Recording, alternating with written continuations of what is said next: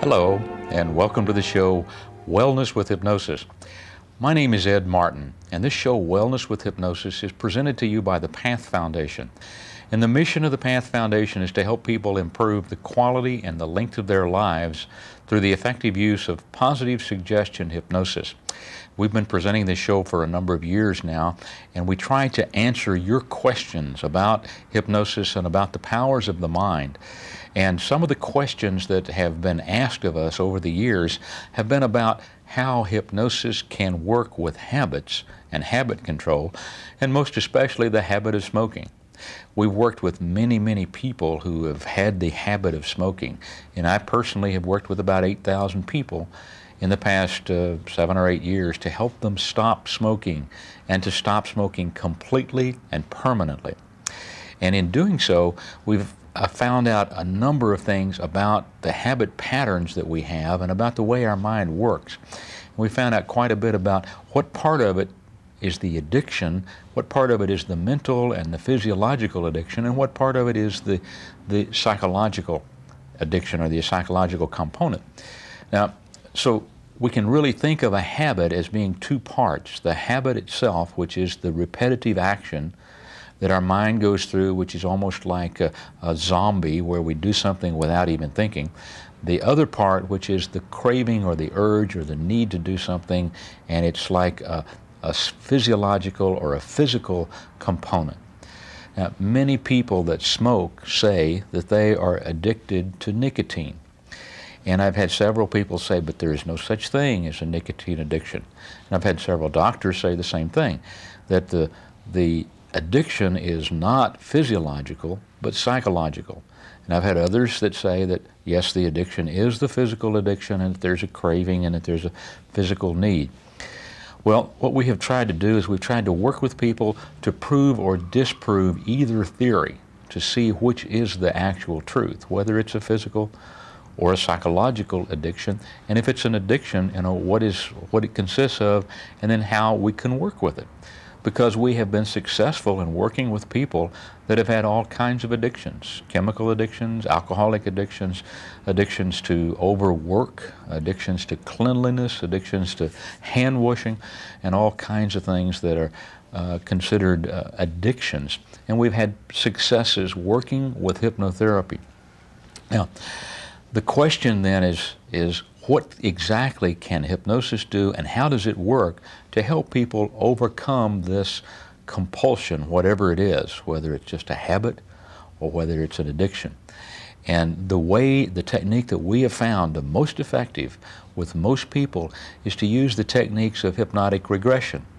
So what happens is we try to teach people how to go into a deep hypnotic state, and then when they're in this deep trance state, while they're in the trance state, we have them regress using hypnotic regression, go back in time and find the first experience, the seed experience, what we call the initial sensitizing event that caused whatever it is, the addiction, the compulsion, the habit, or whatever. Find that first experience and release it while they're in hypnosis. Now, releasing it, a lot of people are afraid of it. They're worried about going back to something that they don't want to look at. They're afraid that they're going to uncover something and bring back some really negative emotions or something, maybe some abuse that happened as a child or something. What actually happens is the opposite of that. This is not like psychoanalysis. You don't bring it up to the conscious mind. But working in deep trance, what happens is the subconscious mind can find it, release it, and then reprogram the subconscious with the positive, whatever the positive action is. So, for example, one of the smokers that I worked with, she said that the reason that she started smoking was because all of her friends did, and she started smoking when she was in high school. And she said it's peer pressure, that's her reason for smoking.